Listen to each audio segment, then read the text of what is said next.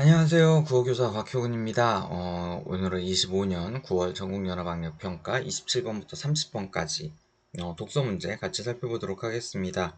진화와 관련된 얘기가 나왔던 특히 눈의 진화 과정이 서술되었던 그 지문입니다. 많이 틀렸던 그러니까 지금 27번부터 30번까지라고 되어 있는데 그 네 문제가요. 오답의 상당히 높은 순위에 있던 문제들입니다. 그러니까 다시 한번 잘 보시면서 그 답의 근거들을 정확히 파악을 하시면 좋겠습니다. 자, 그러면 한번 살펴보도록 하겠습니다. 27번부터 보도록 하죠. 자, 27번 문제입니다. 윗글을 읽은 방법으로 가장 적절한 것은? 하고 물어봅니다. 윗글을 읽은 방법이요. 어쩌면 여러분들은 지금 1학년 입장에서 봤을 때 요 문두는 처음 보는 문두가 될 수도 있을 겁니다. 사실은 선생님 입장에서도 처음 보는 문두긴 한데 윗글을 읽은 방법은 윗글의 내용과 밀접하게 관련이 될 수밖에 없다. 요게 무슨 얘기냐면 읽은 방법이라고 물어봤지 읽는 방법, 읽을 방법이라고 하지 않았습니다. 과거형으로 물어봤어요. 그러면 과거에 그 글을 어떻게 읽었는가에 대한 얘기인 거예요. 그러면 이 글을 어떻게 읽었는가는 그 글이 어떤 내용인가랑 관련될 수밖에 없죠. 그러니까 답항의 내용이 윗글의 내용과 일치하는지를 검토하면 되는 겁니다. 그러니까 선생님이 수업 시간에는 예를 이런 식으로 들었어요.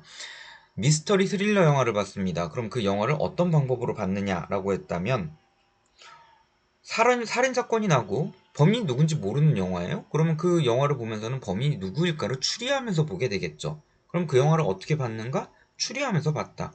추리 소설을 읽었다. 어떻게 읽었는가? 그 범인이 누구일지 주인공의 추리를 같이 추리하면서 읽었다. 단서를 찾아가면서 읽었다. 이렇게 읽게 되겠죠. 그러니까 윗글을 읽은 내용은 결국에는 윗글의 방법과, 그러니까 내가 본 영화는 어떻게 봤는가? 그럼 그 영화의 내용과 관련될 수밖에 없다. 요 점을 생각을 하시면 1번부터 5번까지 포인트가 좀 보일 겁니다. 윗글의 내용과 관련이 돼야 된다. 그래서 결국엔 이 새로운 유형의 문두를 풀어나가기 위해서는 어쩔 수 없이 윗글의 내용을 좀 정리를 해봐야 될 그런 이유가 있을 것 같습니다. 한번 윗글의 내용을 정리해보죠.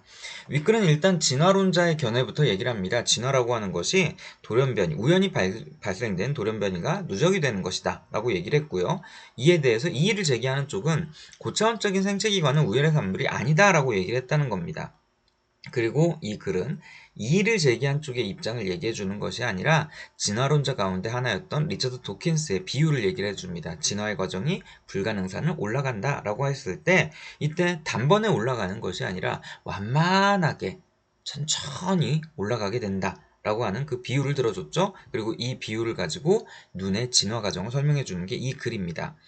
첫 번째는 빛을 감지하는 세포가 있다는 거죠. 그 빛을 감지하는 세포가 있는데 빛의 존재 여부만 보고 단세포나 아니면 단세포 생물이나 거머리의 피부가 거기에 해당이 된다라고 얘기했고, 이것이 광세포가 증가하는 쪽으로 발전이 되는데 광세포는 빛의 존재 여부를 파악해주는 그 광세포가 증가하는 가운데 안막이 있는 광세포가 생긴다는 거죠. 그러니까 빛의 방향이나 대상의 형태를 광세포가 감지하지 못하니까 안막이 생겨서 그것들을 해내게 된다는 얘기입니다. 그리고 이것이 오목한 눈, 그림 1로 나왔던 오목한 눈이고요. 이 오목한 눈 같은 경우엔 많은 빛이 유입이 되면서 그림에서 보이는 것처럼 상이 많아지고요.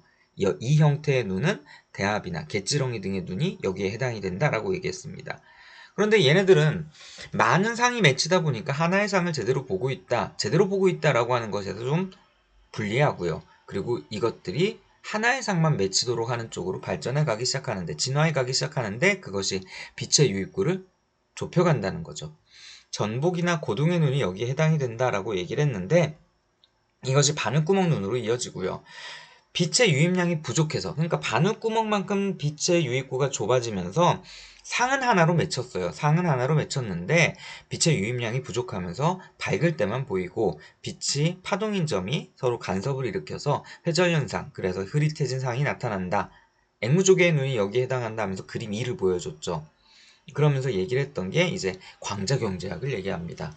바늘구멍 눈의 상황이 유입구를 넓히지도 못하고 좁히지도 못하는 상황이 된다는 거죠. 그래서 넓혔을 때의 장점과 좁혔을 때의 장점을 동시에 취할 수 없는 상황을 경제학적인 어떤 상황으로 얘기했을 때 광자경제학을 얘기한다 했고요.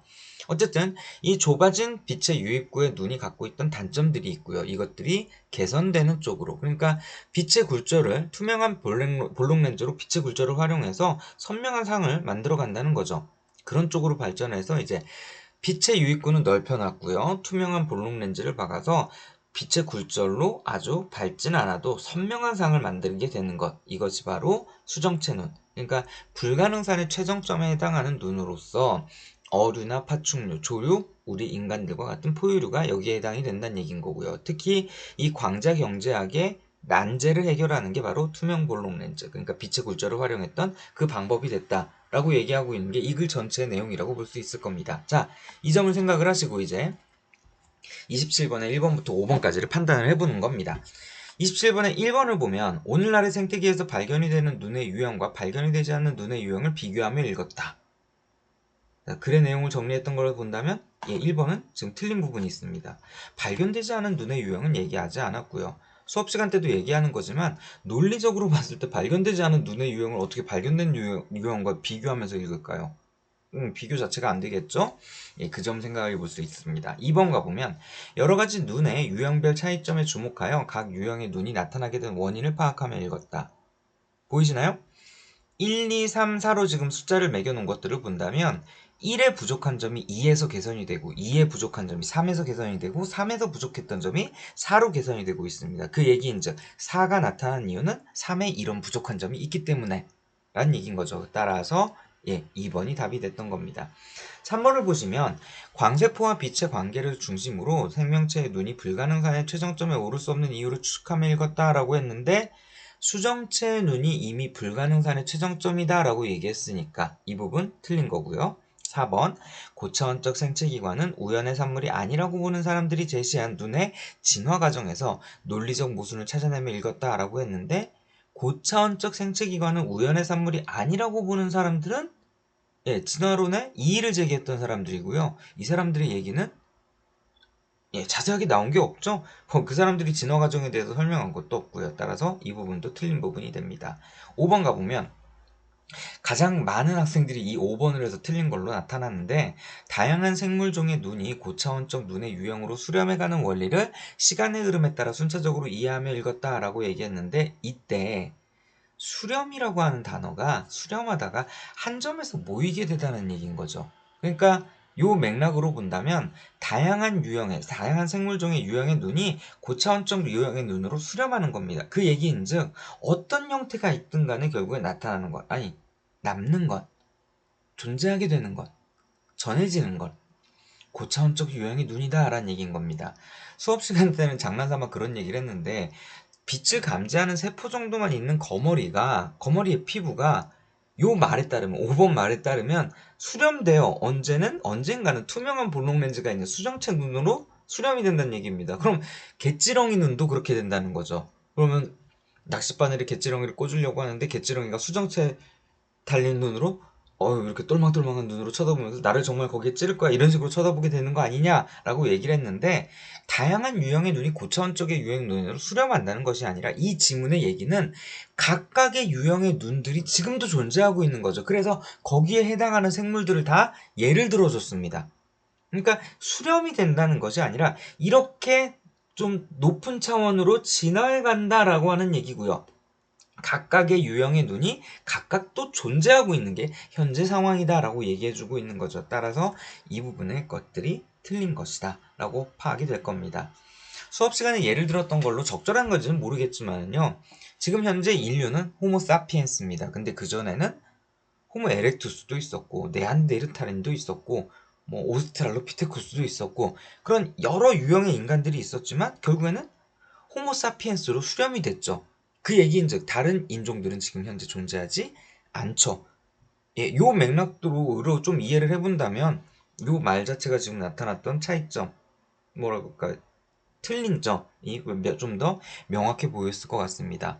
5번 답항을 많은 학생들이 정답인 줄 알고 찍었다가 틀렸다라고 하는 얘기는요. 아마도 수렴이라고 하는 단어가 갖고 있는 의미를 좀 더 깊이 생각해 보지 않았던 탓이 아닐까라고 생각합니다. 그리고 더 하나 얘기한다면 지금 한참 이제 수능이 나오고 있는데 그 수능의 출제 유형들을 봤을 때 요런 식의 것들이 상당히 많아요. 그러니까 지문 내용 자체도 많아서 복잡할 수 있지만 답항에서 아주 미묘한 논리의 차이 아니면 의미의 차이로 맞냐 틀리냐가 분명해지는 것들이 있어요. 그래서 그것들을 좀 제대로 읽어내시는 게 필요할 거고요. 그러려면 좀 꼼꼼하게 답항의 내용들을 판단을 하실 필요가 있습니다. 다음 문제도 사실은 그런 포인트가 있는 문제인데 28번에 윗글에 대한 이해로 적절하지 않은 것은 했습니다. 윗글에 있는 내용을 찾는 건 아주 전형적인 문두였던 거고요. 문단별로 끊어 읽으시면서 각 답항의 내용을 확인하시면 좋겠습니다. 그러니까 이런 식인 거죠. 첫 번째 문단에서 이 부분 첫 번째 줄을 보면 진화론자들은 생존에 유리한 방향으로 우연히 돌연변이가 발생한 유전자가 후대에 전해지는 자연선택 과정의 누적으로 오늘날 생태계의 생명체들이 현재와 같은 모습을 띠게 되었다고 본다. 그러니까 진화론자들은 생존에 유리한 돌연변이의 발생이 누적되어 생명체가 현재의 모습에 이르게 되었다고 본다. 1번 확인 가능한 거죠.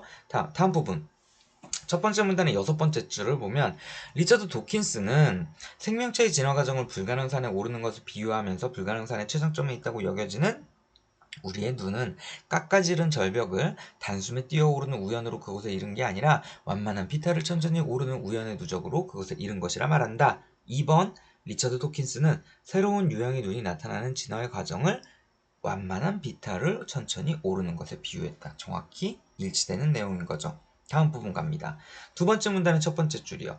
눈의 진화 과정에서 시작 단계에 해당하는 불가능산의 밑자락에는 빛의 존재 여부만 희미하게 감지하는 세포를 지닌 일부 단세포 생물의 피부나 거머리의 피부가 자리한다 라고 했습니다. 3번 눈의 진화의 시작 단계에 있는 생물은 빛의 존재를 감지할 수 있는 피부를 통해 빛의 유무만 파악할 수 있다. 맞는 거죠? 정확히 맞아떨어지는 겁니다. 다음 세 번째 문단의 네 번째 줄 그래서 그림 2와 같이 상하가 뒤바뀐 도립상이긴 하지만 단 하나의 온전한 돌고래상만 망막에 맺힐 수 있을 때까지 빛의 유입구를 계속 좁혀나가며 불가능산을 오르는 긴 여정이 시작되었다. 그 결과 전복이나 고동의 눈처럼 빛의 유입구가 매우 좁아진 눈과 앵무조개의 눈처럼 완전한 바늘구멍 눈이 나타나게 된다.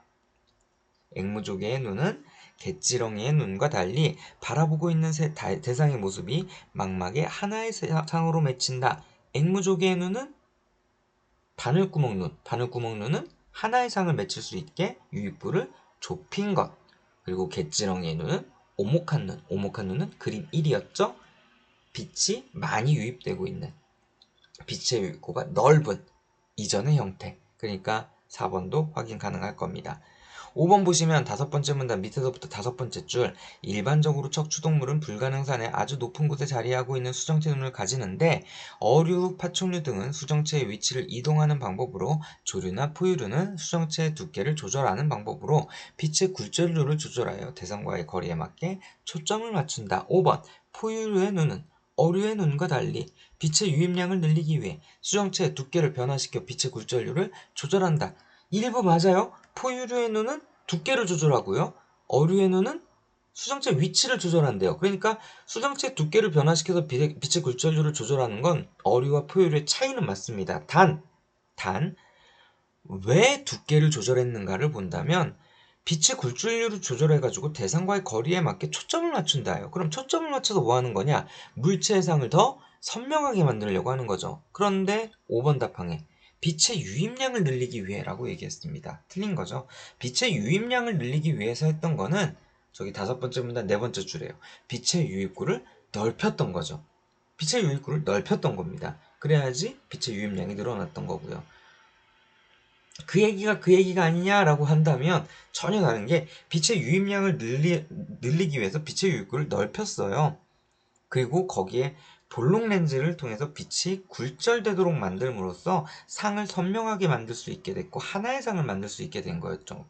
그래서 그 부분을 놓고 본다면 5번에서 틀린 부분은 이 부분 아까 말씀드렸던 27번 마지막에 말씀드렸던 답항에서 얘기하고 있는 것들, 미묘한 의미의 차이를, 미묘한 어떤 맞고 그름의 차이를, 옳고 그름의 차이를 파악을 하지 못한다면요, 이런 식으로 틀리게 될 겁니다. 아마 이 28번 문제를 푸시면서 기억이 나실지 모르겠지만 1번 맞네, 2번 맞고, 3번 맞고, 4번 맞고, 5번 맞는데 5번도 분명히 지문에 있는 내용 갖고 얘기하고 있으니까 맞는 건데? 라고 판단해서 이건 답이 없구나 라고 착각하시는 경우들이 꽤 많았을 겁니다. 혹시 문제를 잘못 낸 거 아니야? 이렇게 생각할 수도 있는데, 문제가 잘못 나올 리는 거의 없어요. 그러니까 우리가 뭔가 놓치고 있는 게 있을 거다라고 생각을 하시고 꼼꼼하게 답항을 살펴보시길 바랍니다. 다음 문제 가보죠. 29번 문제입니다. 광자경제학을 중심으로 윗글에 대해 이해한 내용으로 적절하지 않은 것은? 하고 물어봤습니다. 광자경제학과 관련된 내용 확인을 요구하는 문제고요. 제시문을 문단별로 끊어 읽는 중에 광자경제학에 대한 내용이 나오면, 특히 지금 네모 표시해놨죠? 그 표시가 나오면 그 해당 부분을 읽으시면서 광자경제학에 대한 내용과 1번부터 5번까지가 일치하는가, 요걸 확인하시면 되는데, 광자경제학은 네 번째 문단 마지막 부분에 등장합니다. 이 광자경제학의 내용을 한번 정리를 해보면, 광자경제학은 두 장점을 동시에 취할 수 없는 상황이라고 얘기를 했어요. 그걸 이제 경제학의 특성을 본떠갖고서는 광자경제학이라 얘기한답니다. 그러면 이 상황은 자체가 어떤 거였냐? 그러니까 두 개의 장점을 동시에 취할 수 없는 상황이 뭐였느냐라고 보면, 바늘구멍 눈의 상황, 그러니까 진퇴양난의 상황, 물러설 수도 아니면 나아갈 수도 없는 그 상황이라고 얘기했는데, 그럼 이 진퇴양난의 상황은 무엇이었냐라고 본다면, 유입구를 더 넓게 하는 것도 더 좁게 하는 것도 선택하기 어려운 상황이었다는 거죠. 왜 이런 얘기를 하고 있을까요? 아까 우리 지문의 내용을 정리해봤으니까 그 내용을 한번 추측을 해본다면, 유입구를 넓게 한다면 어두울 때도 볼 수 있고 회전현상이 약화되는 장점이 있을 겁니다. 단 무수히 많은 상이 맺힌다는 단점이 있는 거죠. 유입구를 넓게 한 것, 그러니까 오목한 눈의 특성이었던 거죠. 그림 1의 상황이요. 그 다음 좁게 한다는 건 하나의 상이 맺힌다는 장점이 생깁니다. 하지만 단점으로요, 회전현상이 강화되고요, 밝을 때만 보이긴다는 단점이 생기는 거죠. 저 단점이 내려왔었어야 되네요. 예, 이해해서 봐주기 바랍니다. 그런 단점이 생긴다는 겁니다. 그래서 양쪽의 장점을 다 지금 취하지 못한다는 상황이라는 점을 생각을 하시고, 자, 1번부터 한번 쭉 판단해보면, 세 번째 문단의 첫 번째 줄을 봤을 때 오목한 눈에 돌고래의 상이 맺히는 상황을 생각해보자. 셀 수 없이 다양한 방향에서 무수히 많은 빛이 동시에 들어오며 오목한 망막은 그림 1과 같이 무수히 많은 돌고래 상으로 뒤덮여 결국 하나의 상을 파악해내지 못하게 된다라고 얘기했는데, 5번 가봅니다. 여러 방향에서 동시에 많은 빛이 유입될 때 일시에 많은 상이 맺히는 현상을 했습니다. 오목한 눈에서 맺히는 무수히 많은 상을 얘기하는 거죠. 이건 아주 밝지 않아도 대상을 볼 수 있도록 바늘구멍의 눈의 빛의 유입구를 조절하는 데 제약이 생긴다. 밝진 않아도 대상을 볼 수 있게, 그러니까 밝은 때만 대상을 볼 수 있는 게 아니라 밝지 않아도 대상을 볼 수 있게. 그럼 이 얘기는 빛의 유입구를 어떻게 조절해야 될까요? 좁히게 내면 밝을 때만 보게 되는 거죠. 그러니까 빛의 유입구를 어떻게 조절하는 것? 넓히는 걸 하게 되는 겁니다. 그러니까 넓히는 것에 제약이 됩니다. 넓히면 상이 많아지니까요. 5번 맞는 얘기인 거고요. 다음 가봅니다. 네 번째 문제는 두 번째 줄을 보면, 또한 빛은 파동처럼 움직이며 서로 간섭을 일으켜 상이 흐릿해지는 회전현상을 보이는데 빛의 유입구가 좁을수록 그 정도가 심화된다라고 얘기했습니다. 파동처럼 움직이면서 1번입니다. 움직이면서 서로 간섭을 일으키는 빛의 속성은 회전현상인 거죠. 이것은 바늘구멍 눈의 빛의 유입구를 더 넓히지 못하게 만드는 원인이 아니라 좁을수록 그 정도가 심화된다 했으니까 좁히지 못하는, 1번 틀린 거죠. 명확히 틀린 게 지금 보이는 겁니다. 나머지 거 확인하고 가죠. 네 번째 문단 첫 번째 줄을 보면요, 하나의 상만 맺힐 만큼 빛의 유입구가 좁아지면 빛 유입량이 부족해 아주 밝을 때만 대상을 볼 수 있게 된다. 3번 바늘구멍 눈으로, 그 눈인 거죠. 아주 밝지 않은 곳에서 대상을 볼 수 있는 것과 대상을 단 하나의 상으로 파악할 수 있는 것을 동시에 충족시키기는 어렵다라고 얘기했습니다. 맞는 거죠? 밝은 곳에서만 그걸 볼 수 있게 되는 게 바늘구멍 눈이라고 얘기했으니까요. 자, 다음 것도 확인해 보죠.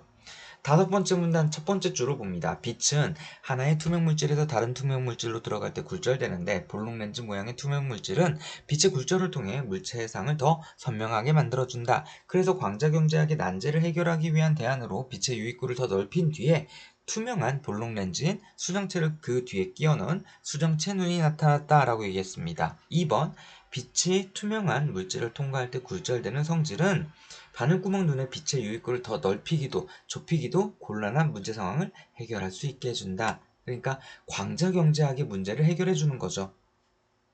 맞는 거죠? 아까 해결하기 위한 대안으로 얘기한다 했으니까요.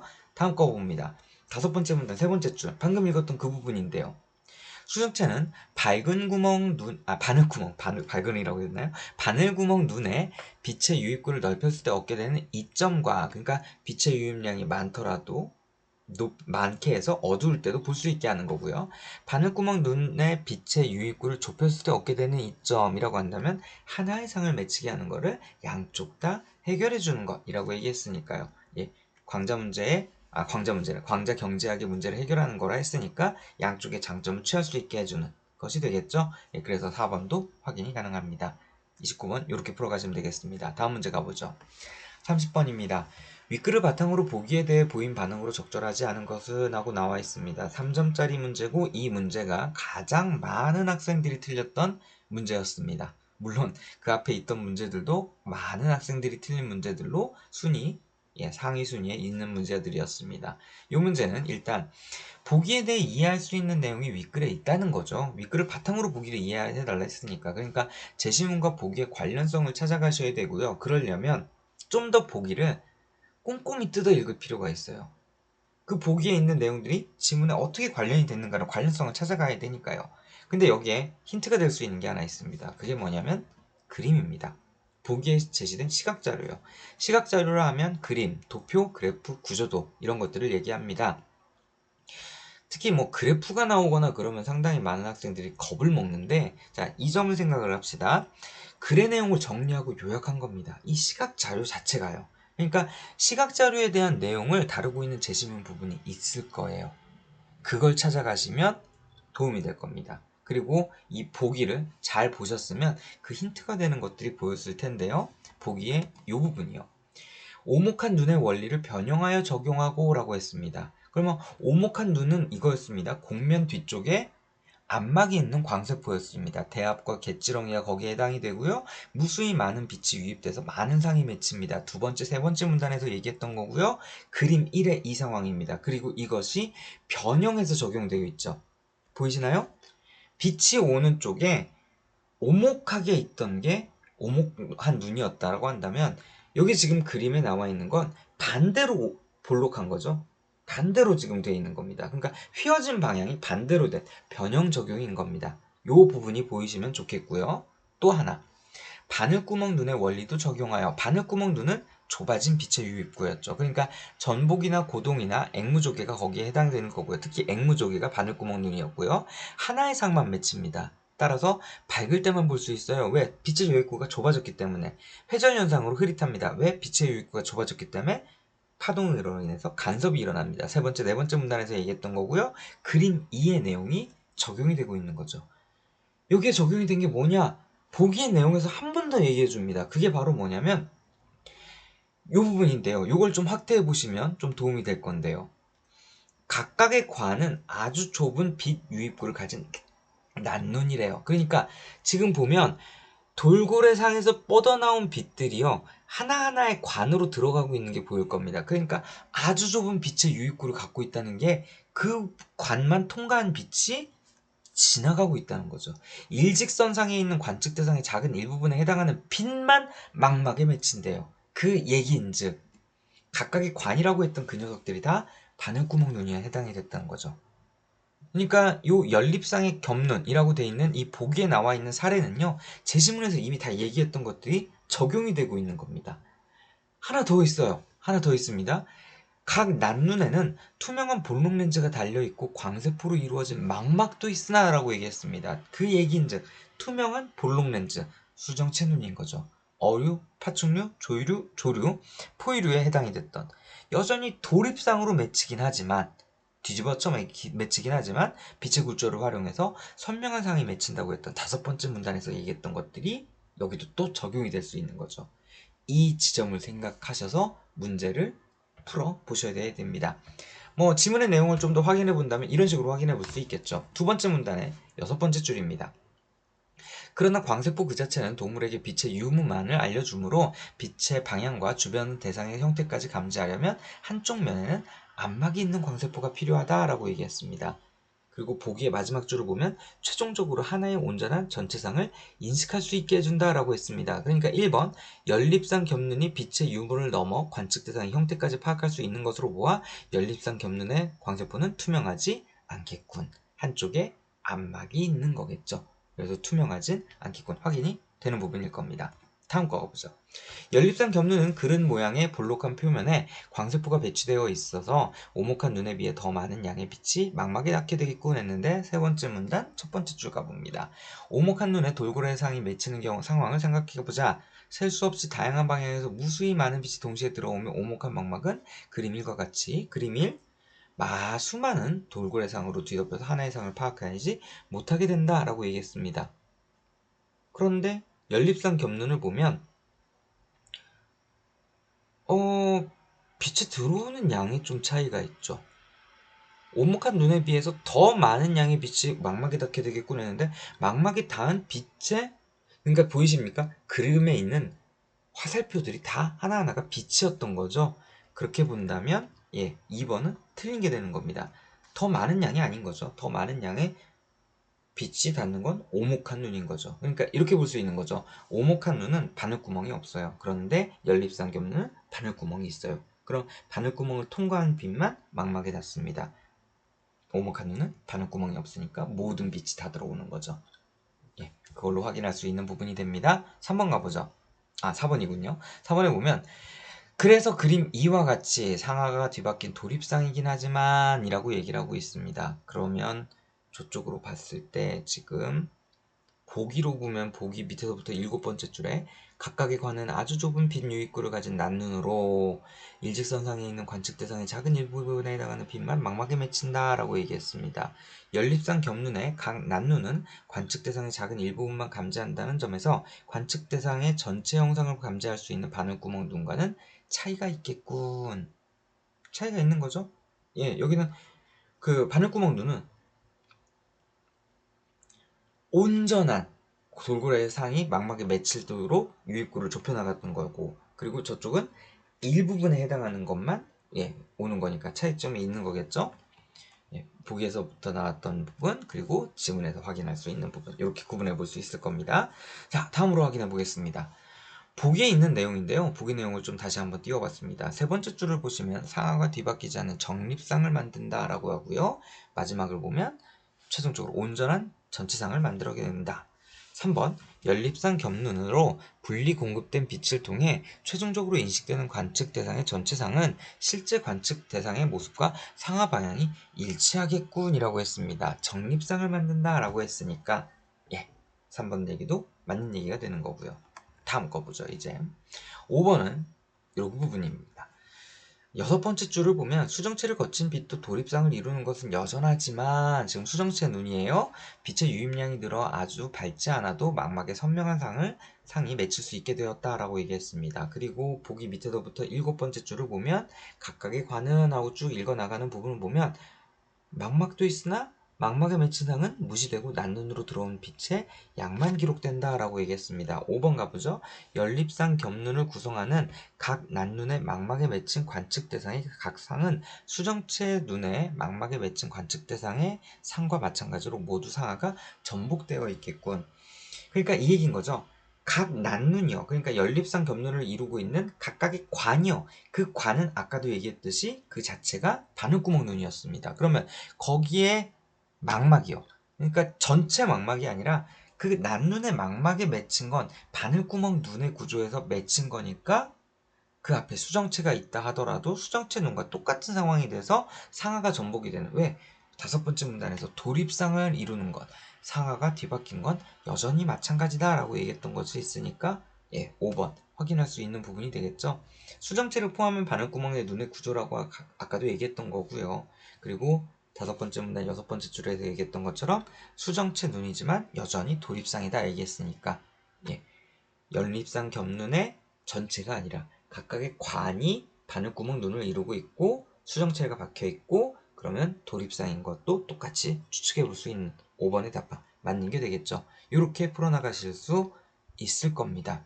상당히 많은 것들을 보기에서 다 적용해야 됐기 때문에 어려운 부분들이 있었을 거고요. 예, 그래서 이 문제에 대한 반응도가 가장 낮았던 걸로 보입니다. 한번 다시 찾아보시면서 지금 말씀드렸던 이 근거들을 가지고 본인이 한번 다시 확인해보는 그런 시간들이 있었으면 좋겠습니다. 오늘 여기까지 하도록 하겠습니다. 고생하셨습니다.